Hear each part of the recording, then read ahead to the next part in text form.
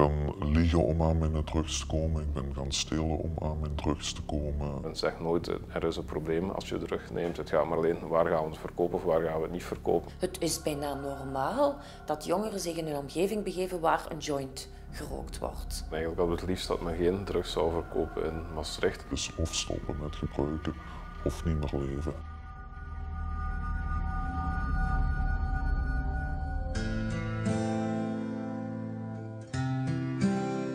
Ik ben daarmee in aanraking gekomen via een neef van mij. Die deed dat al en die vroeg aan mij of ik dat ook eens wou proberen. En dan heb ik voor de eerste keer een joint gerookt.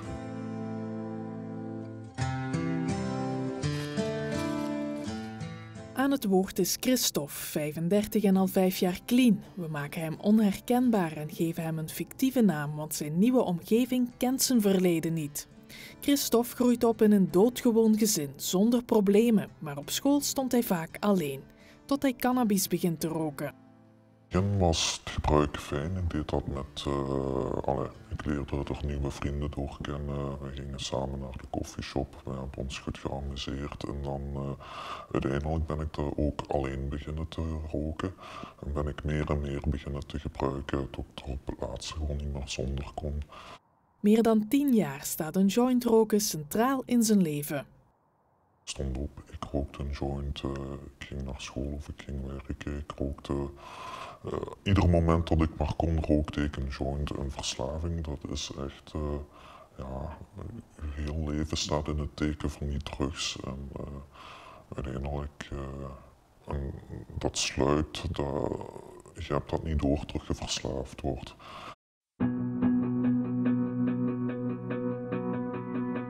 Maar wat is cannabis eigenlijk? De belangrijkste roesopwekkende stof in cannabis heet THC. Die maakt je suf en vermindert de concentratie. Een te hoge dosis kan leiden tot paniekaanvallen of hallucinaties. Wie veel en vaak gebruikt, kan geestelijk verslaafd raken. Wij hebben inderdaad een groei gezien. Ik denk niet dat dat alleen bij ons is, ik denk dat dat in heel Vlaanderen is. In 2002 zochten 624 cannabisgebruikers hulp bij het Centrum voor Alcohol en Andere Drugproblemen. 10 jaar later, in 2012, zijn er dat 955. Cannabis werkt verslavend, maar alcohol en tabak zijn dat nog meer. Als je je kind zal experimenteren met een drug, waar zou je dan het meest schrik van hebben? Dan zou ik zeggen, ja, ik hoop dat als mijn kind begint te experimenteren met drugs, dat hij dan zeker van tabak afblijft. Want als hij tabak gaat roken, is de kans dat hij cannabis gaat roken ook groot. Want wat zien we?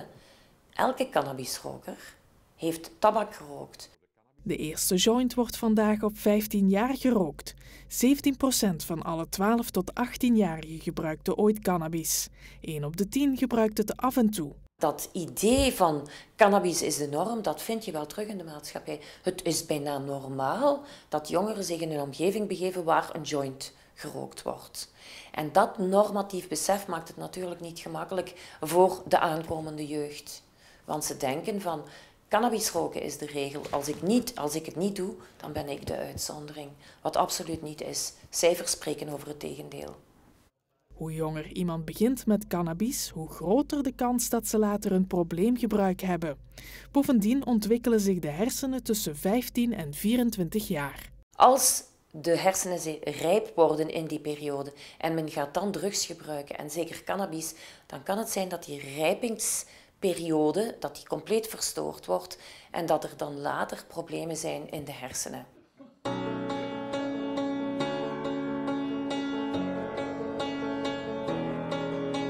Ik ben altijd tegenstander geweest van druggebruik. Ik heb er altijd proberen tegen te vechten. Van in de tijd dat ik leider was in een jeugdvereniging, hadden wij drugsinfomomenten voor onze jongeren in de jeugdvereniging. Ik blijf er nu ook tegen vechten, omdat we zien dat heel wat problemen komen uit drugsverleden. Dus, dat mensen starten met softdrugs en uiteindelijk zo groot in de problemen geraken dat dat fataal afloopt bij een aantal mensen.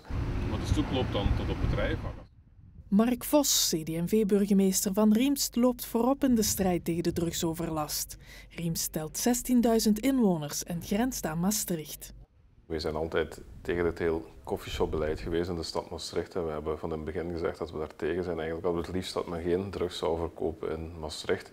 Maar met de invoering van de wietpas, het ingezette beleid, hebben we toch een stap vooruit gedaan. Dat men eigenlijk een beperking doet van het aanbod. Men gaat zeggen, de buitenlanders, degenen die niet ingeschreven zijn in Nederland, die mogen niet meer binnen in de coffeeshops. Waardoor eigenlijk het aanbod wordt beperkt, waardoor op termijn ook wel de vraag zal afnemen. Buitenlanders kunnen sinds 1 mei 2012 geen cannabis meer kopen in de coffeeshops in Nederland. Daarom kweken steeds meer Belgen zelf hun wiet. In Limburg worden 2 tot 3 plantages per week opgerold. In onze grensgemeente rond Maastricht zijn de afgelopen 5 jaar 130 cannabisplantages ontmanteld. Een aantal jaren geleden waren de wietplantages voornamelijk een grensgebeuren. België en Nederland hier in het Maasland, de Noorderkempen. Maar nu zien we toch dat het niet verschuift, maar het breidt zich uit naar het binnenland. Ik denk dat bijna het ganse Vlaamse landsgedeelte aangetast wordt, als ik het zo mag zeggen, met wietplantages. En men begint ook meer en meer Wallonië te ontdekken voor het telen van cannabis.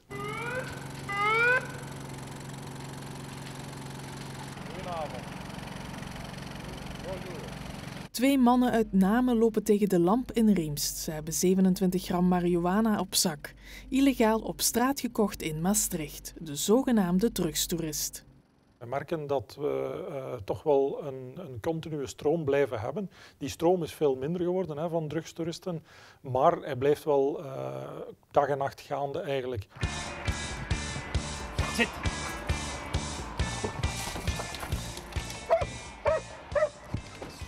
Die kwamen naar Maastricht of die reden naar Maastricht? Nee, die kwamen van deze richting. Nee. Van die richting. 1 bestuurder wordt betrapt op het bezit van 6 gram marihuana. Gekocht in Maastricht. Hij legt een positieve speekseltest af. Een arts komt een bloedstaal afnemen. De invoering van de wietpas heeft de drugstoerist niet helemaal weggejaagd, maar er is wel een evolutie vast te stellen. Een van de dingen die we daarin, of een evolutie die we vaststellen, is dat er minder mensen per 100 drugs bij hebben vandaag de dag dan een jaar of 1,5 jaar geleden. 1,5 jaar geleden kon dat oplopen tot 1 op 3. Zeker wanneer we in de late namiddag gingen controleren, want het is ook afhankelijk van het uur van de dag waarop de controle plaatsvindt. En vandaag de dag is dat soms maar 1 op 10 of zelfs 1 op 15. Waar vroeger het beleid zo'n beetje was van binnen de maand worden die gelost en dan gaan die terug naar een thuisland, is het nu dat zij hier dus 4-5 maanden in de gevangenis zitten en eigenlijk een straf al krijgen op dat moment. Dan wordt dat ook ontradend. Ik denk dat dat klokje wel heel snel gaat luiden op de plaats van waar zij vertrekken.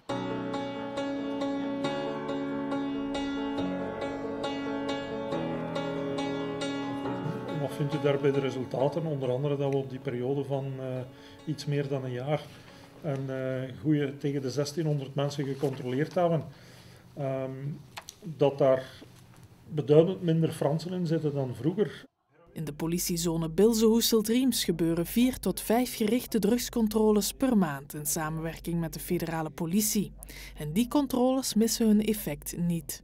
Hoe meer dat je controleert, hoe meer dat je gaat vangen. Als we daar statistieken over maken, gaan wij waarschijnlijk in de top in België staan qua drugsgebruik of drugsdelicten. Maar dat interesseert me eigenlijk niet. Ik wil vooral ervoor zorgen dat wij blijven hameren op dezelfde nagel van te zeggen drugsgebruik is niet goed. En we gaan er alles aan doen dat er niet illegaal verkocht wordt in onze gemeente. En als we daarmee 1 drugsdode kunnen sparen, hebben we heel goed gewerkt, vind ik.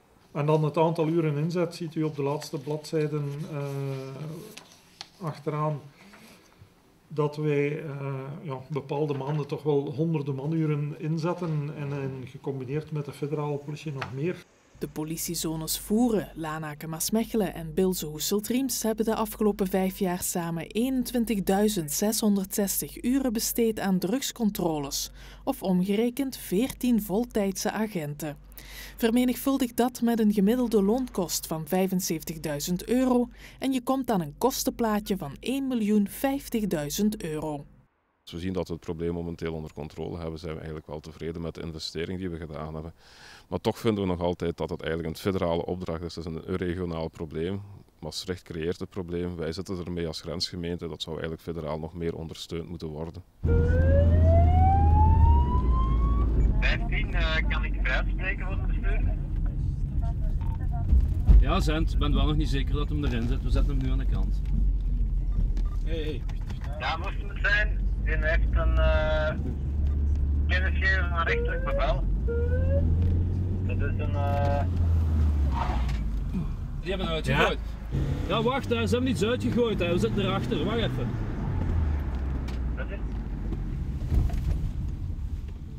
Dan pakken we er een aanval. On va faire un contrôle, je ne discute plus, oké? 2 mannen uit het Luikse zijn onderschept op de Maastrichter Steenweg in Riemst met 550 gram marihuana in hun bezit. Het is bingo. Voor het beleid, politie en justitie blijft het toch een beetje dweilen met de kraan open. Zolang men het wetgevend arsenaal in België niet aanpast, zodanig dat men degenen die eraan verdienen serieus kan kortwikken, zal dat dus een probleem blijven. Men moet dat bij de wortel aanpakken. En tot dit ogenblik is dat een zeer moeilijke zaak. Ook door de grens natuurlijk. Het ligt niet alleen aan de Belgische wetgeving, maar de mensen die er heel veel geld aan verdienen, die zitten in Nederland. Enerzijds moet er een Europese wetgeving komen om de drugcriminelen efficiënt aan te pakken en op te rollen. Het moet een regelgeving zijn die overal dezelfde is, maar die ook een effectief, efficiënt optreden toelaat. Iedere politiedienst wordt een beetje gevangen binnen zijn nationale regelgeving en dat maakt het moeilijk om tot samenwerking te kunnen komen.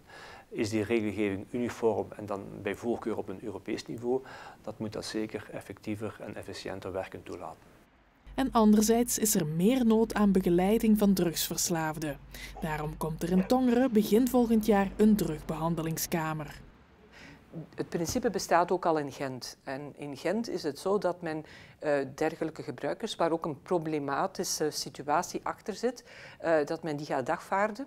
En dat op de zitting zelf de rechter, het Openbaar Ministerie gaat voorstellen aan de rechter om een uitstel te geven gedurende een aantal maanden, mits dat die persoon een bepaald traject gaat afleggen. Dus iets doet aan zijn problematisch gebruik. Want we zien toch wel dat degenen die een middelijke schikking betalen, en het is problematisch, dat die niet uit een problematische situatie geraken en daar ook moeten bij geholpen worden. What have I become? En dat brengt ons terug bij Christophe. Hij is blij dat hij de stap gezet heeft en met succes is afgekikt van zijn cannabisverslaving. Vroeger dacht ik ook van, ik rook maar cannabis, het is maar softdrugs. En later ben ik gaan inzien, eigenlijk ben ik niet anders dan een harddruggebruiker. Ik ging ook stelen, ik loog ook, ik ben ook op straat terechtgekomen. Ook bijna in de gevangenis terechtgekomen. Ik heb altijd heel veel chance gehad, maar ik had evengoed veel pech kunnen hebben. En ook op het einde van mijn verslaving, ik wou niet meer leven. Dus ik had echt zoiets van, dit kan niet meer voor mij en het is of stoppen met gebruiken of niet meer leven. Zo erg is verslaving, ook aan cannabis. I would find a way.